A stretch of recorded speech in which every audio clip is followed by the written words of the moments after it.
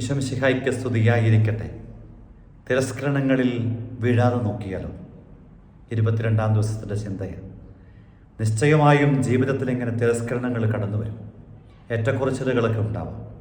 വലിയ നിന്ദാപമാനങ്ങളിലൂടെ കടന്നു പോകേണ്ടി വരാം.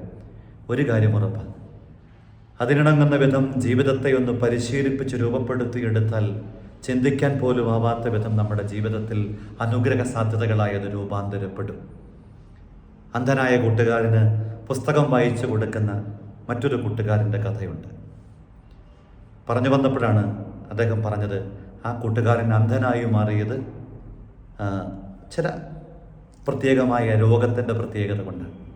അന്ധനായവൻ ഇങ്ങനെ മുറിക്കകത്ത് അടഞ്ഞുകൂടിയിരിക്കുമ്പോൾ അപ്പൻ ചെയ്തൊരു പരിപാടി, ഒരു തണുപ്പിനോടെടുത്ത കാലത്ത് അപ്പൻ വന്നു പറഞ്ഞു, നിൻ്റെ മുറിയിൽ ജനലുകളും കർട്ടനുകളും ബാക്കി എല്ലാ കാര്യങ്ങളും നീ വേണമെങ്കിൽ ക്രമീകരിച്ചു കൊള്ളുക. താഴെ ഗോഡൗണിലുണ്ട്, അത് റിപ്പയറിങ്ങിന് ആവശ്യമുള്ള വസ്തുക്കളൊക്കെയും വേണമെങ്കിൽ ചെയ്തോളാൻ പറഞ്ഞു.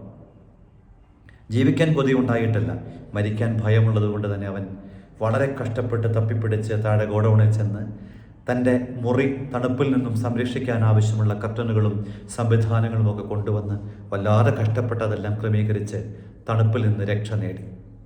അങ്ങനെ ആ തണുപ്പ് കാലത്തെ അതിജീവിച്ചു. പിന്നീട് ജീവിതത്തിൽ ഇങ്ങനെ ഓരോന്നായി ഇത്തരം പ്രതിസന്ധികളെ, പ്രതികൂലങ്ങളെ കൈകാര്യം ചെയ്ത് കരുത്താർജിച്ചു. ഒടുവിൽ തിരിച്ചറിഞ്ഞ വലിയൊരു സത്യം ഉണ്ടായിരുന്നു. മകൻ്റെ ഈ അന്ധനായ മകൻ്റെ ഈ പ്രവർത്തികളുടെ പുറകിൽ ഒരു കൈപ്പാട് ദൂരെ അറിയാതിങ്ങനെ അപ്പനുണ്ടായിരുന്നു. അഥവാ മകന് പരുക്ക് പറ്റിയാൽ അവനെ താങ്ങാൻ. നമുക്ക് ഓരോരുത്തർക്കും തെല്ല് പരുക്കനായ ജീവിതങ്ങളിൽ പോലും ഇങ്ങനെ മറഞ്ഞിരിക്കുന്ന, സ്നേഹത്തോടെ കരുതുന്ന ഈ സാന്നിധ്യങ്ങളെ ഒന്ന് തിരിച്ചറിഞ്ഞാലും തിരസ്കരണങ്ങളെ ക്രിയാത്മകമായി കണ്ട് അതിൽ നിന്ന് ശക്തിയും കൃപയും ആർജിച്ച് ജീവിതത്തെ ഉണ്ണീശോയുടെ പിറവിക്ക് വേണ്ടി നമുക്ക് ഒരുക്കിയാലോ?